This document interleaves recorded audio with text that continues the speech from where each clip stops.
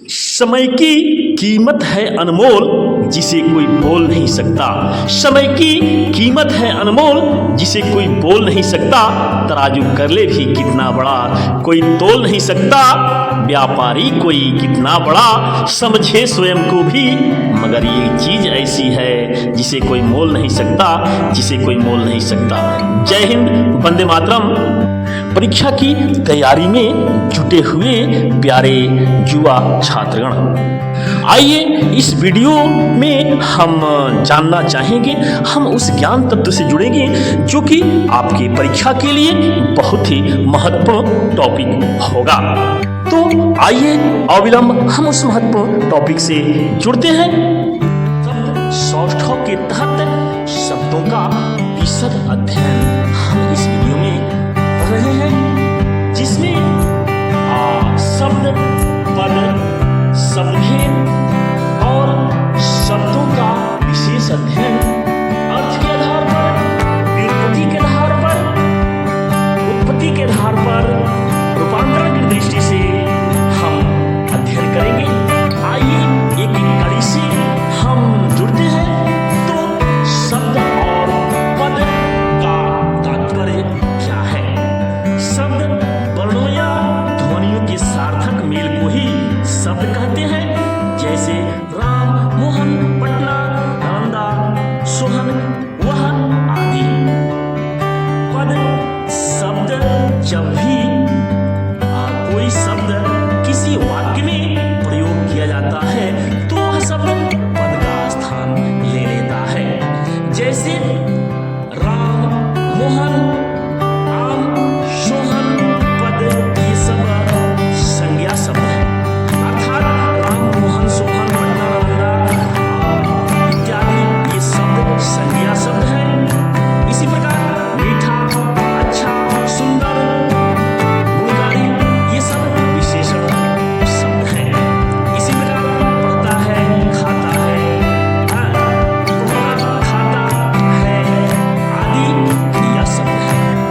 इन शब्दों को अर्थात संज्ञा शब्द को, विशेषण शब्द को और क्रिया शब्द को मिलाकर जब एक वाक्य बनाते हैं तो बनता है मोहन आम खाता है।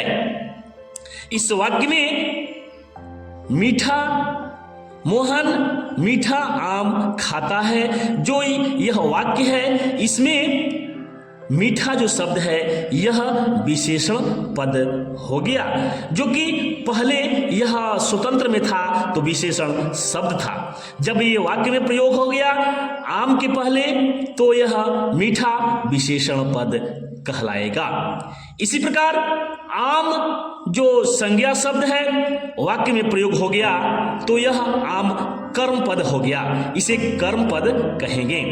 इसी प्रकार खाता है, यह खाता और है ये क्रिया शब्द है, लेकिन जब वाक्य में प्रयोग कर लिए गए तो ये क्रियापद कहलाए। अब शब्दों का अध्ययन, शब्दों का जहां तक अध्ययन की बात है तो इसका संपूर्ण अध्ययन हम 4 आधार पर करते हैं। जो 4 आधार हैं शब्द का विशद अध्ययन करने के लिए, ये 4 आधार कौन कौन से हैं? तो पहला जो आधार है वह है अर्थ के आधार पर। पहला जो आधार है वह अर्थ के आधार पर। दूसरा जो आधार है वह जो है वह रचना के आधार पर, रचना यानी व्युत्पत्ति के आधार पर। तीसरा जो आधार है यह उत्पत्ति के आधार पर। चौथा है रूपांतरण के आधार पर। अर्थात शब्दों का अध्ययन मुख्य रूप से 4 आधार पर किया जाएगा, जिसमें अर्थ के आधार पर, रचना के आधार पर और उत्पत्ति के आधार पर तथा रूपांतरण के आधार पर। शब्दों के अध्ययन का जो पहला आधार है वह अर्थ के आधार पर। अर्थ के आधार पर शब्दों के संपूर्ण समुदाय को 2 भागों में विभक्त किया गया है। पहला जो भाग है वह सार्थक शब्द है और दूसरा निरर्थक शब्द। अर्थात 2 भागों में जो शब्द को बांटा गया है अर्थ के आधार पर, इसमें पहला भाग सार्थक शब्द है और दूसरा निरर्थक शब्द है। सार्थक शब्द उन शब्दों को सार्थक शब्द कहा जाता है, उन शब्दों को सार्थक शब्द कहते हैं जिनका कोई न कोई निश्चित अर्थ होता है, जैसे रामायण, महाभारत, गीता, पानी, पटना, नालंदा, मकान आदि।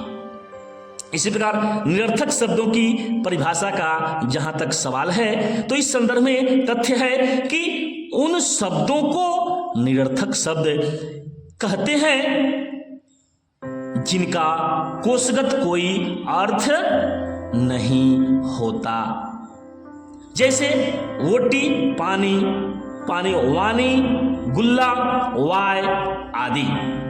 इन जो निरर्थक शब्द हैं इनका कोई अस्तित्व नहीं होता, लेकिन ये सार्थक शब्दों के साथ ही प्रयोग किए जाते हैं तो इनका कुछ किंचित अर्थ निकल जाता है। जैसे प्रयोग किया जाता है रोटी, वोटी, तो इसमें रोटी का सहचर शब्द वोटी है और वोटी ही निरर्थक शब्द है। खाना वाना अर्थात खाना के साथ जो सहचर शब्द है वह आना है, वाना है, तो यह वाना शब्द निरर्थक शब्द हुआ।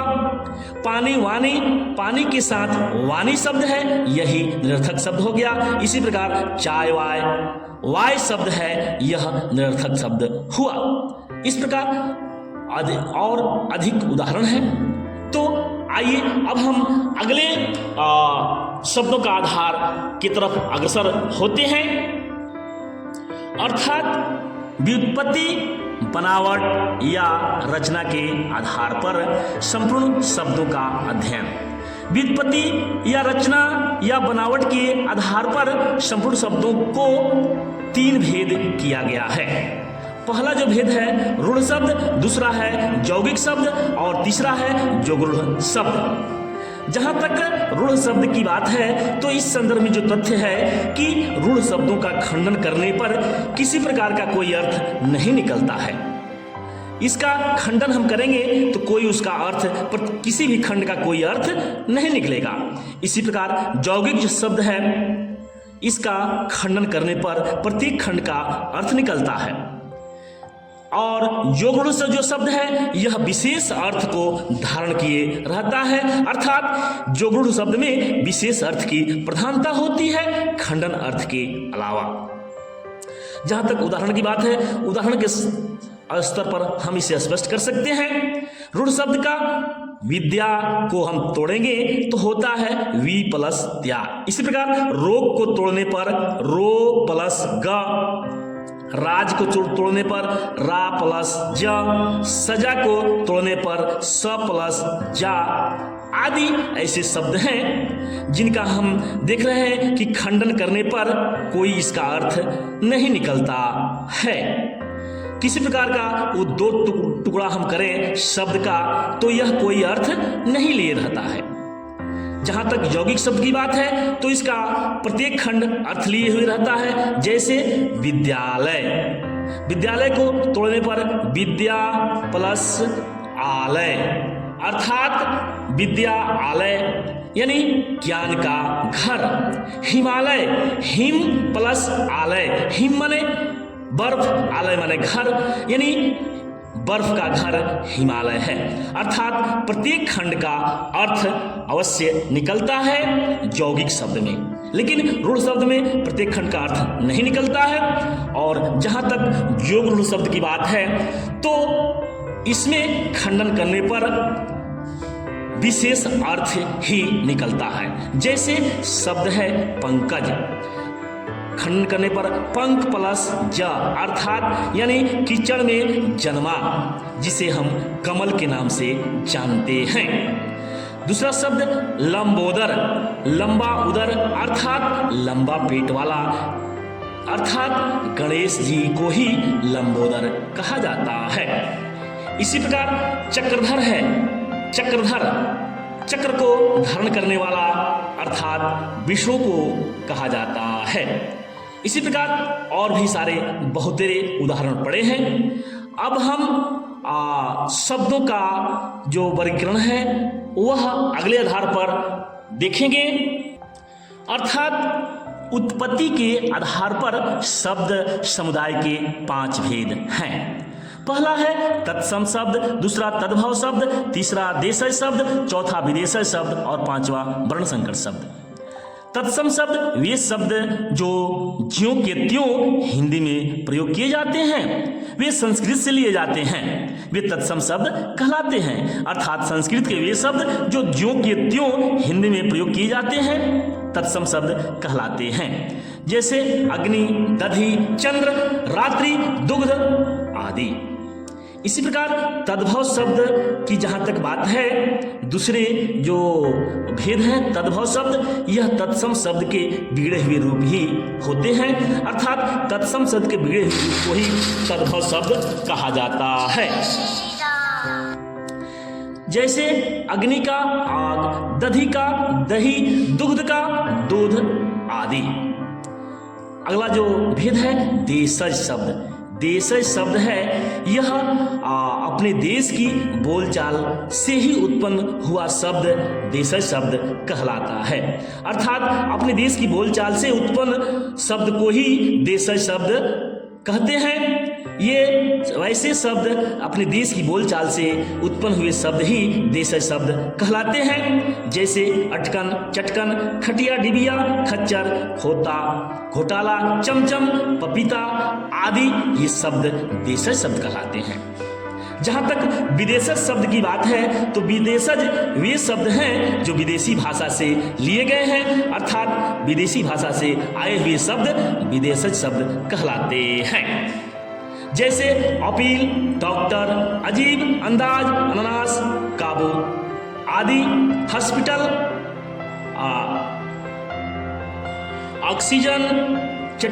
ऑक्सीजन, डॉक्टर, टेबल आदि।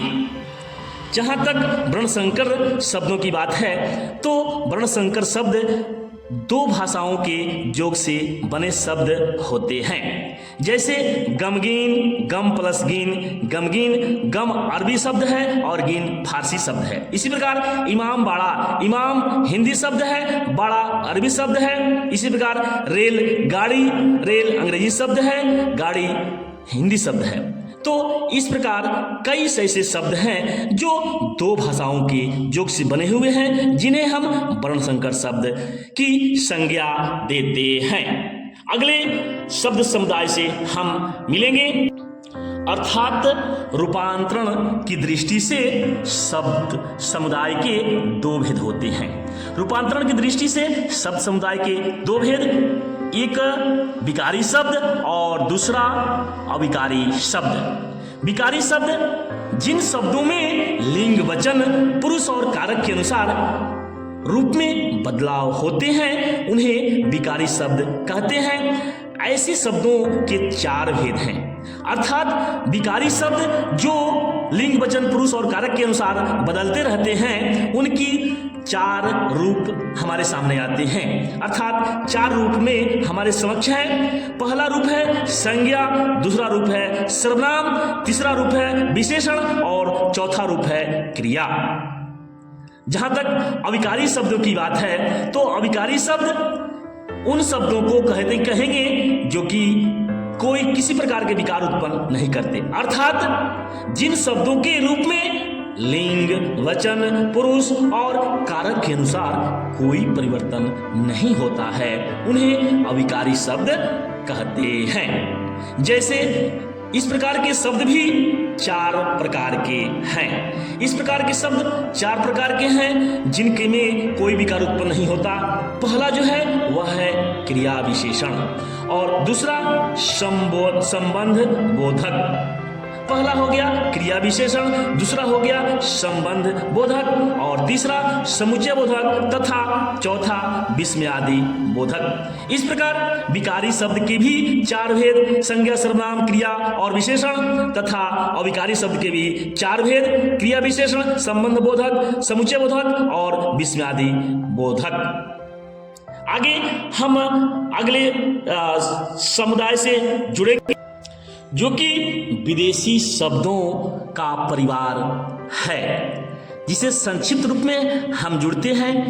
विदेशी हिंदी भाषा को समृद्ध बनाने के लिए विदेशी भाषा ही बहुत कारगर भूमिका निभाता है। तो हिंदी भाषा को समृद्ध बनाने में विदेशी की जो भूमिका है वह वर्णनीय है। ये शब्द जो आते हैं 5 रूप के हमारे सामने आते हैं, अर्थात विदेशी भाषा के जो भी शब्द हैं वे हिंदी भाषा के तहत प्रयुक्त होते हैं 5 रूपों में। पहला जो रूप है अंग्रेजी शब्द, दूसरा अरबी शब्द, तीसरा फारसी शब्द, चौथा पुर्तगाली शब्द, पांचवा तुर्की शब्द और अगला अरबी तथा फारसी शब्द। तो जहां तक अंग्रेजी शब्द की बात है तो इसमें शब्द appeal, alcohol, oxygen, engineer, commander, doctor, judgement, commissioner आदि बहुत सारे शब्द आते हैं।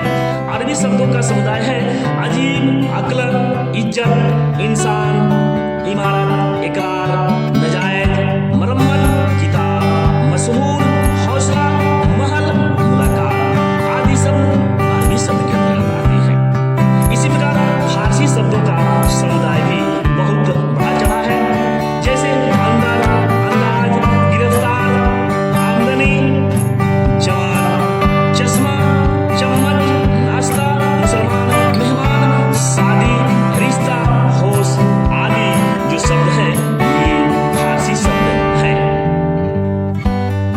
अगला जो शब्द विदेशी भाषा के हैं वो पुर्तगाल से लिए जाते हैं। पुर्तगाल से लिए जाने वाले शब्द हैं अनानास, अलिफिनेट जिसे आल्पिन कहते हैं, जेंगीला जिसे जंगला के नाम से जानते हैं। ऐसे और भी बहुत सारे शब्द हैं। तुर्की शब्द के समुदाय है काबू, क्रूरता, जुराब, तोशक, नाशपाती, बेगम, सौगात आदि।